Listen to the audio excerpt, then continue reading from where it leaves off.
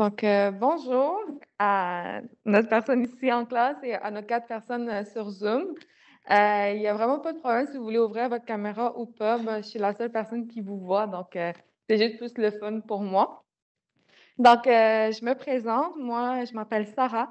Je suis en première année en audiologie, à la maîtrise, à l'Université de Laval. Donc moi, mon parcours, j'ai fait un baccalauréat en neurosciences cognitives, volet linguistique à l'Université de Montréal avant de venir à l'Université de Laval. Puis moi, qu'est-ce qui est venu me chercher, à la maîtrise en audiologie, c'est que déjà, j'ai des personnes avec des surdité dans ma famille, ma cousine et aussi j'ai toujours eu, un faible pour les vétérans. Fait que les vétérans qui reviennent avec, des traumatismes sonores, fait que ça c'est quelque chose qui m'a toujours piqué ma curiosité. Fait que c'est pour ça que je me suis inscrite à la maîtrise, à l'Université de Laval en audiologie. Fait que là, normalement, je te demandais à toi comme tu es là, c'est quoi ton parcours? Est-ce que tu as fait, un baccalauréat, en connexion avec, l'audiologie, en orthophonie? Mmh. Non, du tout. Dans le fond, moi, j'ai fait un baccalauréat en administration avec la concentration finance. OK. Je suis présentement sur le marché du travail Mmh. depuis quelques années, puis j'envisage un retour aux études là, dans un domaine plus dans la santé. OK, c'est quand même nice. Mais c'est ça qui est une des forces de la maîtrise, en audiologie, c'est qu'il faut, répondre au préalable avant d'appliquer. Fait que c'est quand même, ouvert à plusieurs personnes qui veulent retourner, aux études. Ça va être l'horaire de la conférence, fait que je vais juste passer, ensuite. La profession, en audiologie, je ne sais pas si c'est quelque chose que vous avez déjà eu, une séance en audiologie ou une consultation à l'hôpital ou en ORL.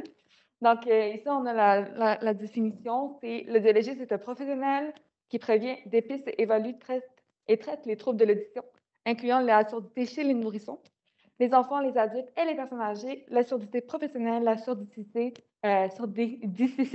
excusez-moi, les troubles du traitement auditif, l'hyperacousie ainsi que les acouphènes.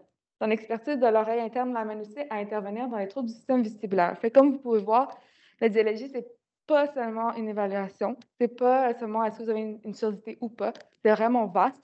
On a plusieurs, approches. Nous, en tant qu'étudiante, moi, je m'intéresse, aux acouphènes puis aux vertiges, mais j'en ai une autre qui, tu sais, ça s'intéresse, aux nourrissons, à la pédiatrie. Fait que c'est vraiment, vraiment vaste, et ça répond à beaucoup d'intérêts. Si vous êtes intéressé, tu sais, les professeurs, on a aussi une panoplie de professeurs qui sont spécialisés dans plusieurs, domaines, fait que c'est vraiment intéressant. La structure et les déroulements du programme. Comment c'est fait? C'est 6 séances, 6 sessions intensives. On a une session d'été, sur les 2 années. C'est vraiment bien fait, à mon avis, parce que, les cours se suivent. Il y a une session où on va voir, par exemple, si on prend l'exemple de évaluation 1, la session d'automne, on va avoir la première évaluation, on va avoir des laboratoires qui vont venir valider, les informations qu'on a eues, en théorie. Et ensuite, maintenant en hiver, moi, c'est ma deuxième session en évaluation 2 et encore une fois, on va avoir des laboratoires qui vont venir valider, consolider les informations qu'on voit. C'est sûr que la session 1, c'est beaucoup plus, d'informations, beaucoup plus de théorie, comme c'est la première fois qu'on touche vraiment au domaine. Et c'est sûr que plus les, sessions avancent et plus on a de la pratique et ensuite on a nos stages. On a, 4 stages et ça commence dès le premier été. Donc on a un stage de 10 jours, un stage de 15 jours et un stage de 40 jours, si tout est bon. Si tu as des questions, si vous avez des questions, vous pouvez toujours, les poser. Le déroulement du programme. Ah, bonjour, oui, pas de problème. Bonjour. Bonjour, bienvenue, oui. Merci.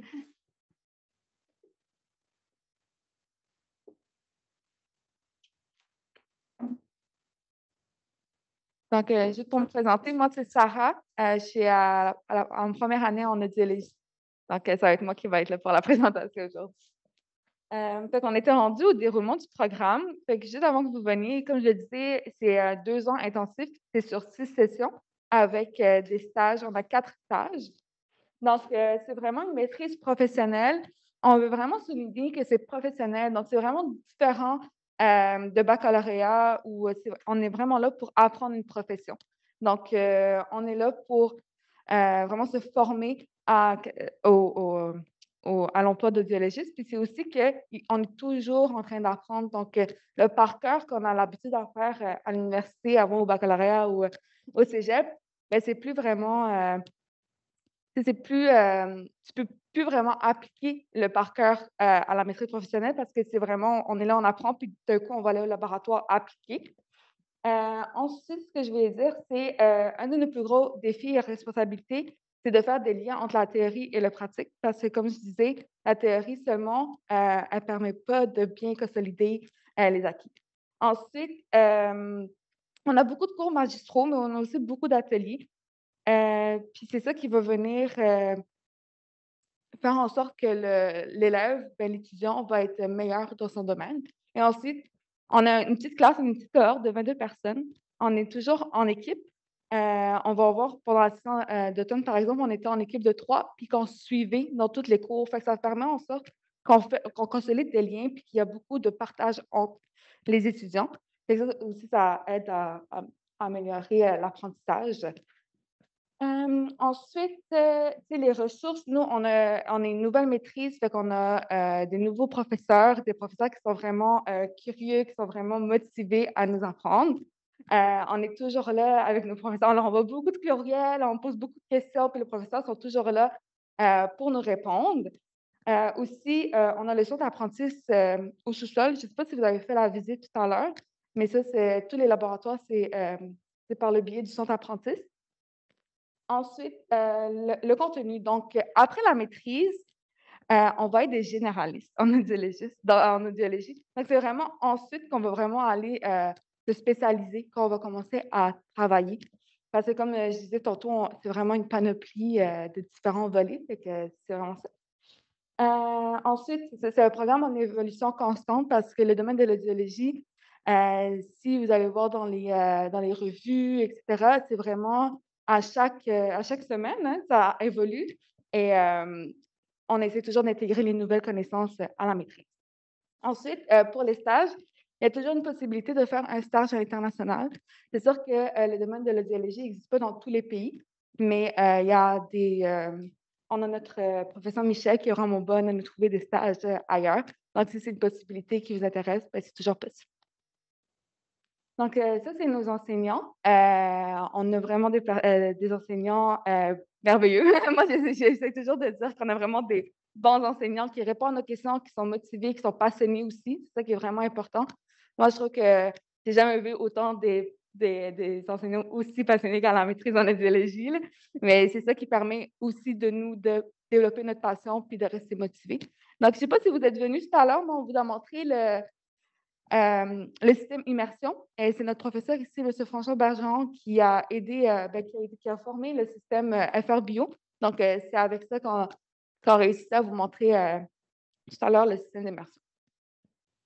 Donc, les travaux, donc, la charge de travail, donc c'est sûr qu'il y a des travaux individuels, mais on a aussi beaucoup de travaux en équipe. Pourquoi beaucoup de travaux en équipe? Parce que ça ressemble à, la réalité. Le biologiste, c'est très rare qu'il va travailler tout seul. D'habitude, il va travailler avec une équipe multidisciplinaire, surtout à l'hôpital. Fait que ça nous aide à excusez-moi, je suis comme un peu essoufflée avec le masque. Donc, ça nous aide vraiment à travailler avec des gens qui viennent de divers milieux, puis d'accepter, puis d'échanger avec des personnes, tu sais, que tout le monde comprend d'une manière, mais il y a des gens qui développent des manières différentes d'appliquer la théorie, puis c'est quand même intéressant, enrichissant de voir ça aussi.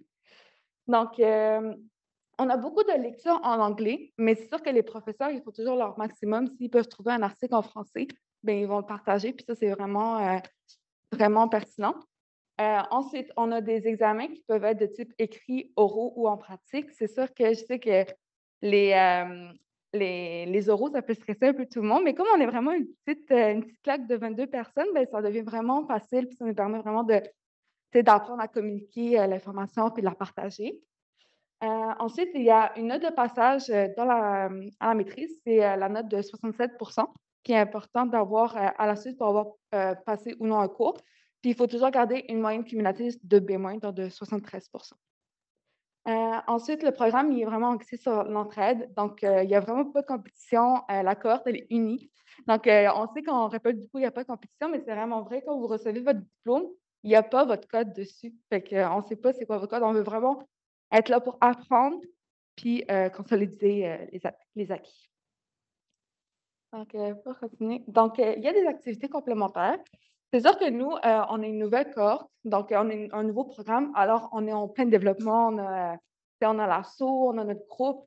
Donc, on est en pleine effervescence dans les conférences midi. On essaie de trouver, des conférenciers pour venir, partager, des nouvelles, pratiques et cetera. Il y a des collègues des étudiants en audiologie et orthophonie qui existent, qu'on peut participer parce qu'on a des budgets pour participer à ces genres d'événements-là. Puis ensuite, il y a plusieurs implications, dans différents comités comme, l'association étudiante, le comité d'admission, les comités pour les portes ouvertes comme aujourd'hui, ça c'est plus, donc, il y a vraiment différentes manières de s'impliquer durant la maîtrise. Donc la vie sur le campus, donc, pourquoi l'Université Laval? Ben moi, comme je vous ai dit, je venais de l'Université de Montréal. Pourquoi j'ai choisi l'Université Laval? Parce que je trouvais que c'est vraiment comme c'était un nouveau programme, je savais que les professeurs allaient être vraiment, à l'écoute des étudiants, puis c'est ça qui est arrivé. Ils sont à l'écoute, ils sont toujours en train de voir comment aller plus loin, comment améliorer, les cours, tu sais, les cours magistraux, les cours en ligne. Fait que c'est vraiment ça qui est venu me chercher. Aussi la ville, je trouvais ça que c'était vraiment beau, puis le campus, je le trouve, très impressionnant. Ensuite, il y a aussi des méthodes d'apprentissage variées. Ça, c'est sûr que je pense que c'est tous les programmes qui ont dû, tu sais, s'adapter à la COVID et cetera, mais c'est vraiment plus, tu sais, il y a des manières d'apprendre en ligne et on a un cours en commodal, c'est quand même intéressant, c'est en ligne et en même temps en présentiel.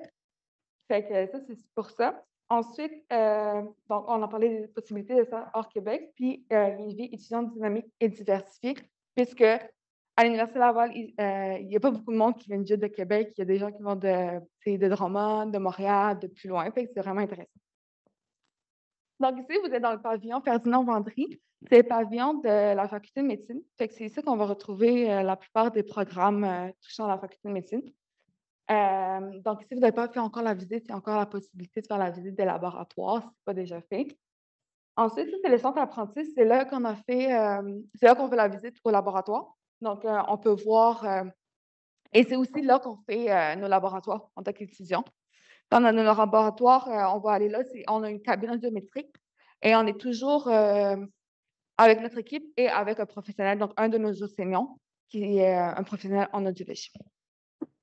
Ensuite, ça, c'est le café étudiant. Donc, c'est l'Exocitos qui est juste à côté de la cafétéria. Fait que si vous avez besoin de café, un petit dîner, c'est vraiment la place à aller. C'est juste des étudiants bénévoles qui travaillent là. Fait que si vous êtes intéressé à comme participer à la vie étudiante, c'est une des manières de s'impliquer. Ensuite, il y a le CRA. Donc, le CRA, c'est vraiment un service de prêt, matériel informatique et de matériel multimédia. Fait que si vous allez, à la maîtrise en audiologie puis vous avez besoin d'un otoscope, ben ça va être un endroit où aller en réserver un. Puis aussi, au troisième étage, il y a la formation virtuelle. Aussi, tu peux aller faire la réalisation de travaux et la consultation de documents en ligne. Le PEPS, ben, c'est notre gym à nous, si on veut. Donc, on a une piscine, on a, un gym et aussi on a le PEPS qui offre, en hiver, tu sais, une patinoire extérieure aussi pour faire du ski de fond. Fait que c'est quand même intéressant. Puis on a notre équipe, le Rouge et Or qui fait, souvent, des matchs et aussi si vous êtes des athlètes, vous pouvez toujours, appliquer pour faire partie de l'équipe, fait que c'est vraiment accessible. Donc, merci pour votre écoute, puis votre participation. Puis je me demandais si vous avez des questions. Je suis là pour répondre. S'il y avait des questions dans le chat. OK. Il y a des questions? Oui, j'ai une question. Dans le fond, tu disais qu'il y a beaucoup d'équipes multidimensionnelles qu'on travaille avec plusieurs autres professionnels de la santé. Quel autre professionnel de la santé, par exemple? Tu sais, par exemple, dans un centre de réadaptation, là, et on peut avoir des ergos, on peut avoir des physios, on peut travailler avec des orthophonistes ou, par exemple, hier, on a eu une conférence avec une audiologiste qui travaille, dans, la section, Excuse-moi, oncologie, merci. Donc, elle travaille en binôme avec, tu sais, des ORL, des oncologues, des infirmières. Puis, tu sais, l'audiologie s'insère dans la préservation d'un des sens importants à l'individu, là. Tu sais, c'est comme, par exemple, en oncologie, on sait que les chimios, des fois, ça peut, surtout dans les cancers cou-tête, mais ça peut toucher les oreilles, tu sais, les cellules des oreilles, puis perdre l'audition. Fait que l'audiologiste va venir aider à préserver l'audition. Fait que c'est un des exemples où elle peut travailler dans une équipe multidisciplinaire. Ça dépend vraiment dans le c'est aussi de l'adaptation. Par exemple, l'enfant l'adapter à travailler plus avec un orthophoniste. Travaille dans une équipe de réadaptation qui va les gens qui les accompagnent. Souvent, ils vont avoir besoin de psychologie, donc ça se peut que tu sois appelé à travailler en psychologie, même en physiothérapie, c'est vraiment comme ça. Il y a des gens qui peuvent moduler leur personne en bougeant la tête, le cou, on va faire de la réadaptation, collaboration avec le physiothérapeute. Ça dépend vraiment de notre cours, mais c'est vrai que plus souvent, on va collaborer avec les professionnels de la santé, même au privé, les audiologistes qui vont travailler au privé, ils vont essayer de développer des partenariats avec des psychologues, des pharmaciens, avec d'autres professionnels de la santé, parce qu'on est trop souvent appelé à travailler en disciplinaire. Donc, ça dépend. Ouais. Grave, on travaille seul. Oui, c'est ça. Il y a des questions, j'ai marqué sur le chat aussi. Si vous avez des questions sur le chat, je peux connecter.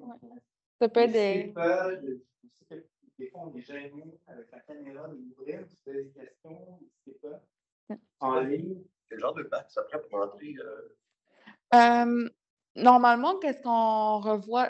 C'est des sciences du langage, neurosciences, psychologie, mais le plus important, je pense que c'est les préalables. Fait que ça peut être presque tous les baccalauréats. Il faut juste que les préalables demandés à la maîtrise soient acquis. Ouais. Les préalables qui sont demandés, vous avez un cours de linguistique et de politique. Vous avez un cours d'acoustique, généralement, qui peut se trouver parfois. Bon, il y en a un à l'Université Laval qui est générique. Parfois, certains cours dans des facultés de musique, des facultés même d'ingénierie en acoustique, ça peut être équivalent. Vous avez un cours de neurosciences, cognition. Un cours de psychologie, généralement, développement de l'enfant, développement de l'adolescent, de la personne âgée. Aussi, parfois, dans d'autres facultés, dans d'autres universités, on trouve des équivalents. Et un cours de statistique. Généralement, dans à peu près tous les bacs en sciences, que ce soit en sciences de la santé, en sciences pures, on a un cours de statistique. Donc, c'est pas mal les cinq qu'on demande d'avoir l'équivalence. Exact. Et c'est quand même accessible. Il faut comme avoir la patience, je pense. Moi, j'ai été formé avec un bac en biomed, il y a des gens en biomédical qui appliquent en audio, il y a des gens en psychologie, des gens en linguistique, des gens en neurosciences de langage. On a des profils vraiment très diversifiés. Puis c'est ça qui rend le cours intéressant, en fait, d'avoir des profils diversifiés. Ça enrichit parce que chacun arrive avec son background qui est différent. Donc, certains sont plus connaissants de la linguistique, donc quand tu arrives des applications, par exemple, avec les appareils qui se connaissent mieux dans le traitement linguistique de la parole, alors que d'autres, par exemple, plus psycho, dans la relation d'aide, ça aide. Donc, c'est ce qui fait que les cours de 22-23, ça crée des belles cohésions. Chacun apporte. Oui. On a un étudiant qui a un baccalauréat en musique. Donc, ça, c'est quand même intéressant. Lui, il comprend les sons, mais d'une différente manière, là, puis il nous l'explique des fois. Puis c'est quand même intéressant de voir les liens qu'on peut faire avec l'audiologie quand on a un background en musique. Ouais.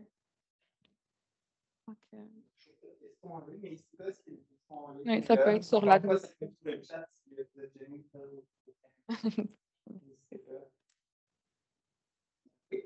Est-ce que quelqu'un qui a un background un peu moins en santé va être désavantagé, va avoir plus de difficultés au début, ou va quand même réussir à bien s'adapter et à éviter dans le processus Ben, pour le reste, je crois que c'est quand même accessible. C'est sûr qu'en ce moment, on a un cours de pathologie, mais puis on avait aussi un cours de physio. Peut-être le cours de physio de la première session, c'est un peu poussé. C'est vraiment, tu sais, on va aller dans l'oreille interne, etc. Mais c'est accessible parce que c'est de la matière personne n'a jamais vue encore. Moi, je suis arrivée, puis c'est de la nouvelle matière pour moi. Fait que c'est sûr que Il faut l'avoir un peu le côté science, là, mais c'est vraiment, moi, je trouve que c'est quand même accessible. Je pense aussi que c'est accessible. Je pense qu'il y a un souci, justement, par le fait que les étudiants viennent de différents profils, de différents backgrounds, que d'adapter la matière pour faire en sorte que tout le monde ait la première session, qui est effectivement une session un peu plus de mise à niveau pour tout le monde. Ouais. La session devient plus théorique que le côté pratique. Mais je pense que c'est accessible à tout le monde. Puis, compétence, c'est très axé sur les compétences. Les compétences, les gens, les autres, Ouais. souvent, en arrivant dans le programme, les compétences. Et les étudiants sont nécessairement meilleurs aussi. On verra pas comment ça se passe. Ouais. Différents. Ouais. Puis c'est aussi. Oh, excuse-moi. Il y a des gens qui ont des réussites fonctionnelles, donc c'est des exemples. Ça fait simplement avoir une maille différente. Mhm. Puis il y a plusieurs personnes qu'au cégep, ils n'avaient pas fait sciences nature. Là. Tu sais, ils n'avaient pas fait de sciences santé. C'est plus sciences humaines. Fait que c'est quand même accessible sur ça. Mais aussi, qu'est-ce que je voulais dire, c'est que c'est de l'enrichissement constamment. En fait, même si tu oublies quelque chose, tu peux demander à ton professeur et ton professeur va te le répéter jusqu'à que tu t'en rappelles. Là. Tu sais, des fois, on va au laboratoire et on oublie des fois comment faire. Puis les professeurs sont toujours patients. Puis ils nous répètent. Et aussi, les cours, ils s'entrecoupent. Fait que des fois, il y a de la matière qui revient, puis ça permet vraiment de consolider la matière. Je sais pas si ça répond à la question. Oui, non, ça répond. C'est ce que je voulais savoir. Mm. Puis, donc, maintenant, dans la conférence, c'est vrai que on peut à partir du moment où ils sont en programme, on peut là pour aller en compétition, on développer des compétences, des futurs professionnels. On est là pour qu'il y ait des compagnies en attente pour aider à l'adapter. Parce que son but, c'est qu'il y ait des audiologistes professionnels qui soient compétents, les travaillent en train de la date. On n'est plus dans des batailles pour des notes. On est vraiment là pour que vous soyez tellement développés avec plein de potentiel. On n'est plus dans les guerres au bac. Ouais. C'est ça. Fait que tu sais, les difficultés, elles existent. Là. Comme moi, j'ai des difficultés dans certains cours, mais qu'est-ce que j'aime, c'est que je ne me sens pas gênée d'aller demander au professeur. Tu sais, je ne suis pas en train de me battre pour une place plus haute. Tu sais, c'est vraiment, je vais aller voir et aller vraiment vérifier que je comprends bien. Là. Fait que c'est quand même nice. OK. Ça, c'est parfait. Est-ce que vous connaissez le lien? En fait, nous, on venait pour la maîtrise en orthophonie. Ah, OK. Nous sommes acheminé ici. Oui. OK. Puis, ben, c'est intéressant, audiologie, quand même, parce que je pense que c'est un peu connexe. Hein? Oui. Tout à fait. Je pense que le principe est le même. Là, pour accéder à l'orthophonie ou à l'audiologie, on peut venir de plein de formations différentes. Nous, c'est un peu ça notre questionnement aujourd'hui. On se questionnait sur quels étaient les avantages et inconvénients de faire le bac, par exemple, en développement du langage ou que le bac en neurosciences cognitives. Mhm. OK. Bon, dans les deux cas, vous pouvez faire le bac, que ce soit en ligne ou pas. C'est simplement s'assurer que c'est calme. Ouais, c'est Ouais. ça. Mais on écoute bien, Ah. en langage, c'est souvent les bacs, vous avez des options, vous pouvez choisir des cours optionnels, Ouais. puis faire en sorte que ces cours-là soient compréhensibles. Mhm. Ouais. Mais aussi des bacs qui ont une préparation préalable pour avoir accès à l'audiologie. Moi, dans mon bac en neurosciences cognitives, volet linguistique, le programme avait été monté pour que les personnes qui graduent de ce baccalauréat-là n'aient pas de problème à appliquer en orthophonie et en audiologie. Fait que c'est quand même un accès direct. Tu as pris neurosciences cognitives. Volet, linguistique. exact. Tu peux choisir le volet. Ben, en fait, c'est que dans le volet linguistique, on a tous les préalables linguistiques qu'on a besoin, là, tu sais, phonétique, phonologie, pour avoir accès à la maîtrise en orthophonie et en audiologie. En plus de ça, Et on a d'autres. sciences cognitives, le développement du cerveau. Exact. C'est quand même un cours, un programme. Processus d'apprentissage, j'imagine. Oui, oui, ben en fait, c'est vraiment des comportements. Ça ressemble beaucoup à la psychologie, mais on a plus de cours de physiologie. OK. C'est ça. OK. Donc, vous êtes intéressé et par. Vous êtes intéressé surtout par. Oui, c'est ça. OK. Comme beaucoup d'étudiants qui calculent pour. Oui, c'est ça. Et en orthophonie. En audiologie. Oui. Ouais. Je te dirais qu'orthophonie, une des grosses différences entre orthophonie et audiologie, c'est beaucoup techno. Donc, il y a beaucoup d'appareils qu'on trouve moins en orthophonie. Orthophonie, il y a plus d'intervention médicale, directe. Une des grosses différences, souvent, c'est de savoir si c'est plus dans l'intervention directe, le suivi du patient à long terme en réalité, moyennement aussi, mais surtout dans les centres de réadaptation. Alors que les gens qui choisissent le plus souvent, qui sont un peu plus techno, il y a plus le côté technologique, des appareils. Ça dépend de ton profil. Des fois, les gens changent à cause de ça, en fait. Ils disent, ah, mais finalement, je suis peut-être un peu plus techno, mais un peu plus audio, et bien, il y a un petit côté un peu plus science aussi, j'imagine, en audio, comparativement à l'orthophonie. Longueur d'onde. Mon collègue en orthophonie, oui, à ça. Les deux, c'est dans une faculté de santé et faculté de médecine. Dans les deux, il y a la science. Je pense qu'il y a peut-être un peu plus de physique en audio parce qu'on est vraiment dans les paramètres du son, de l'acoustique et tout ça. Mais c'est pas qu'il y a pas de sens en orthophonie. Il y a une relation derrière, il y a beaucoup de neurosciences de langage, il y a des de langage. Donc, c'est juste pas tout à fait exactement la même chose. OK. Est-ce qu'il y a des cours de physique dans le programme? Non. Il n'y a pas de cours de physique dans le programme, c'est que le préalable audio numérique, acoustique audio numérique, ça touche à ça, en fait. Donc, c'est à la base, si on s'intéresse à l'audition, ben, savoir qu'est-ce qu'un son, qu'est-ce qu'une onde sonore, qu'est-ce qu'une fréquence, ça fait partie des notions de base qui s'attendent à ce qu'une audition audio est à l'onde. Parce qu'après, si pour ajuster des appareils auditifs, tu vas changer à l'entrée du signal. Tu comprends déjà c'est quoi un signal sonore avant de changer. Donc, c'est pour ça qu'il y a ce préalable-là au numérique. Mais il n'y a pas de cours de physique en soi. Après, on va revenir sur certaines notions, mais pas dans certains cours. On va revenir sur certaines notions, comme par exemple en appareil auditif. On va revenir sur des notions physiques du son, mais le déjà est couvert par le cadre. Donc, il y a c'est une perception, mais il y a un signal sonore. Si je fais la maîtrise en audiologie, toutes les possibilités de milieu de travail que je peux faire en audiologie. Je peux faire des tests auditifs, mais à part ça, des prothèses, j'imagine? Oui, vous pouvez plein de milieux. Vous pouvez travailler en centre hospitalier, vous pouvez travailler où est-ce qu'il va y avoir beaucoup d'évaluation. Effectivement, il y a des centres de réadaptation.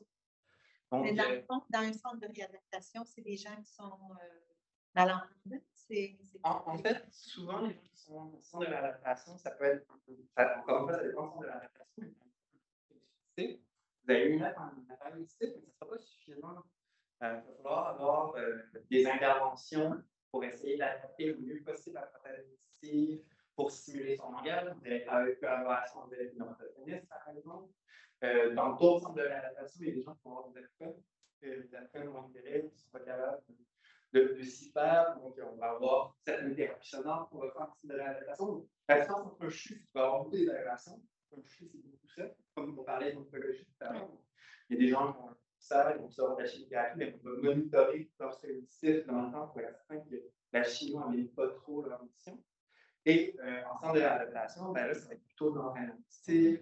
On peut aller même dans un milieu de travail et essayer de changer l'acoustique de la pièce pour faire en sorte que la personne soit plus facilement accommodée dans son travail. J'entends pas bien au travail, je ne suis pas capable de travailler chez ma société, mais bon, on peut mettre des appareils, on peut mettre d'autres systèmes, on peut essayer de changer l'acoustique. Donc, il y a vraiment plein de choses qu'on peut faire. Après, vous pouvez travailler en clinique privée.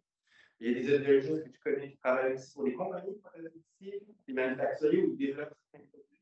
C'est vraiment assez vaste, en fait. C'est peu connu, mais il y a vraiment un paquet d'emplois, un champ qui est intéressant. Et si je peux m'avancer aussi, les audiologistes, ils peuvent intervenir dans tout espace qui est vraiment bruyant. Là. Quelqu'un qui vient voir un audiologiste et qui dit par exemple, dans un garage, c'est trop fort, comment on peut faire pour protéger nos employés? Ben, un audiologiste pourrait venir avec ses connaissances et faire en sorte que ça devienne un endroit sécure pour tout le monde. Il y a beaucoup d'audiologistes qui travaillent en milieu scolaire, c'est nouveau. Oui. Et ça a existé il y a longtemps, c'est disparu parce que les commissions scolaires c'est d'argent pour les idéologies qui ont été arrêtées. Et de plus en plus, il y a pas des commissions scolaires, Des centres de services. Des centres de services, exactement, qui engagent des idéologistes pour adapter l'environnement des étudiants, faire en sorte que les enfants avec surdité, le milieu soit adapté pour l'enseignement, parce qu'il faut que le professeur porte le cours quand l'enfant soit connecté avec un système de connexion pour l'enfant. Donc, il y a même certains centres qui c'est vraiment, il y a vraiment un lieu très diversifié où on peut pratiquer. Exact. Oui. C'est ça. Mais aussi, c'est le mot de la fin, là, c'est très pertinent, le domaine de l'audiologie, parce que autant, par exemple, un élève qui ne voit pas bien, qui est au fond de la classe, puis ça peut prendre du retard parce que l'élève ne voit pas bien, consolide moins bien, mais un élève qui n'entend pas très bien aussi, ça peut faire beaucoup de retard de développement dans la scolarité. Fait que c'est tous des petits endroits où on peut venir intervenir et faire en sorte qu'il y ait un changement important. En fait, il y a des idéologistes en école copiale, des enfants qui sont complètement sourds, ou alors directement dans l'auditif avec le même. Et c'est très simple par la suite à déjà contrôler l'implant, le mettre au niveau, s'assurer qu'on entend bien, que ça fasse sens, le son qui. Ça, c'est l'audiologiste. Donc, ça, c'est l'audiologiste. Il y a l'audiologiste qui va faire l'évaluation, qui va mettre l'implant à niveau, mais il va avoir aussi l'audiologiste qui va suivre l'enfant, qui va s'assurer que la stimulation du langage est bien faite. Et si on présente deux sons, il est capable de discriminer les deux sons. Il va y avoir un entraînement qui va être fait avec l'enfant. Donc, tout ça, c'est l'audiologiste. Donc, je donne encore plein d'exemples. J'essaie de penser à plein d'exemples. Oui, c'est ça. Mais oui, l'audiologiste travaille vraiment en différents milieux. Ça, c'est surtout de l'adaptation qui chute, mais avec les méthodes. Il y a vraiment beaucoup de possibilités, puis c'est très recherché pour l'instant. Pour l'instant, oui, c'est ça. Il y a un bon taux de placement pour les audiologistes au Québec et à travers le Canada aussi, quand même. Là. Oui. Je vois assez 3-4 annonces. Oui. C'est ça. Ouais. On a un taux d'augmentation de l'hyperactivité qui est assez fulgurant. On est bon marqué. Donc, il y a de plus en plus d'hyperactivité, de plus en plus pour évaluer, aider, prévenir. C'est en devenir. Pour pratiquer, est-ce qu'il faut faire partie d'un ordre? Oui. Oui. Donc, ça, c'est une autre particularité des idéologistes, mais de l'ordre du Québec, il faut faire partie d'un ordre. C'est bien d'avoir un ordre parce que ça assure que les professionnels sont compétents. Quelqu'un ne peut pas dire je suis audiologiste, c'est pas bon. Ça, c'est vraiment un des aspects intéressants. C'est réglementé, c'est surveillé et le type professionnel, c'est validé par un autre professionnel. C'est parfait. Ben, merci beaucoup. Ouais. Merci beaucoup. Merci aux gens qui étaient sur le chat. N'hésitez pas à nous envoyer un mail si jamais vous avez des questions dans le futur. Il n'y a pas de problème. Merci beaucoup. Merci beaucoup.